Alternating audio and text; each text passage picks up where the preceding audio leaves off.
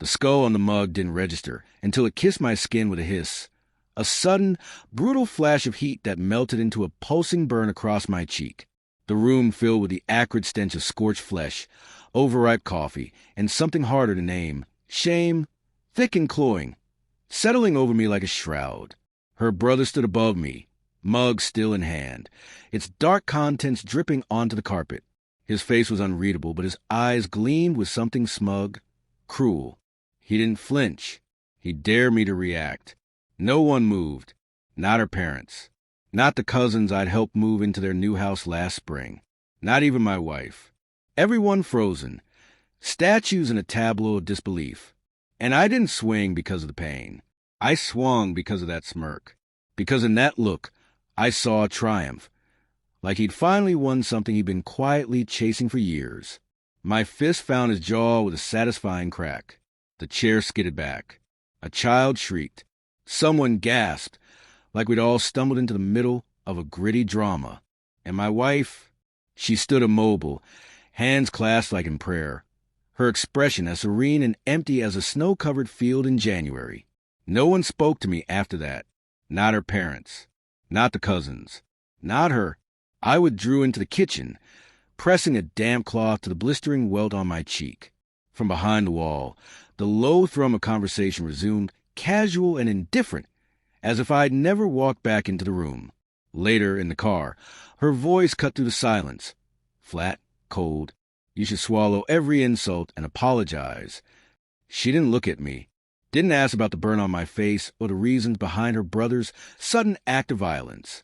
She simply folded her hands in her lap and stared out the window, as if the matter had been neatly resolved.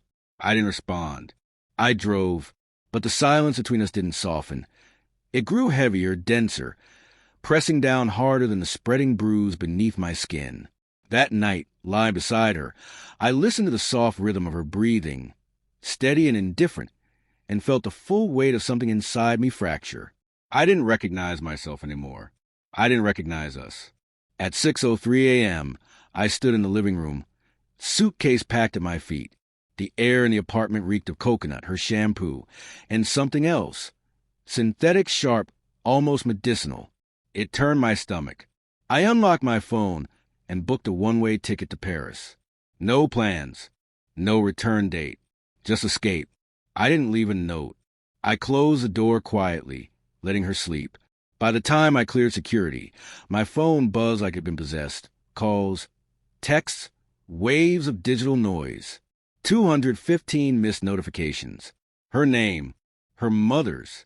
Friends who hadn't spoken a word to me at that dinner table. Even her brother, the one with the coffee and the sneer. But not one message asked if I was okay. Not one offered remorse. Every single one was a demand cloaked in faux concern. Where are you? How could you just leave? 3 nights into Paris.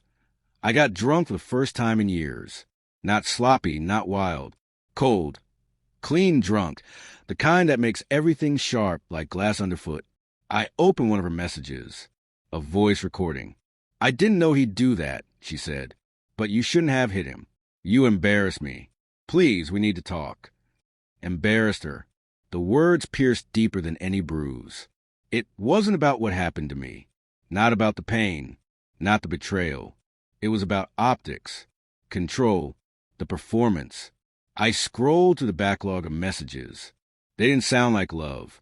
They sounded like damage control. Panic, not concern. Desperation, not regret. And then I found one from her cousin, the quiet one, the one who always stared too long, lingered too close. I know why he did it. He found out about the baby. My stomach twisted. Not a jolt. Not a thud. It just stopped. I read it again. The baby. Ours? No, that couldn't be right.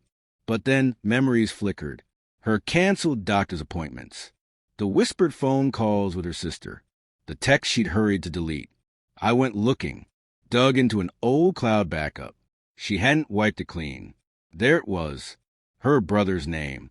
Message threads full of secrets and euphemisms that twisted familial loyalty into something darker. Something that made my skin crawl. He can't know. You swore. It's mine. 2 weeks later, I flew back. Not to reconcile, not to forgive, just to reclaim what little I'd left of myself, my journals, my passport, the things too personal to abandon. She was home when I arrived. Her eyes widened like a child caught in a lie. I didn't, she started. I raised a hand. Don't. I can explain, she whispered. I don't want your version, I said, voice low but steady. I've seen the truth. Her mouth opened, but no sound came. She sank against the doorframe like her spine had finally caved. Her shoulders collapsed inward, not dramatically, just deeply, like something had finally cracked in her that couldn't be mended. You don't understand, she said, her voice trembling. I do now, I replied. You lied. Then you told me to apologize for being hurt. Silence. A sob slipped out of her, quiet and raw. She didn't reach for me, didn't try to stop me as I gathered my things, taking my time. Her scent was different now, or maybe it was the same, and I had just changed, finally able to smell the rot beneath the sweetness. At the door, I turned once. Then I walked away.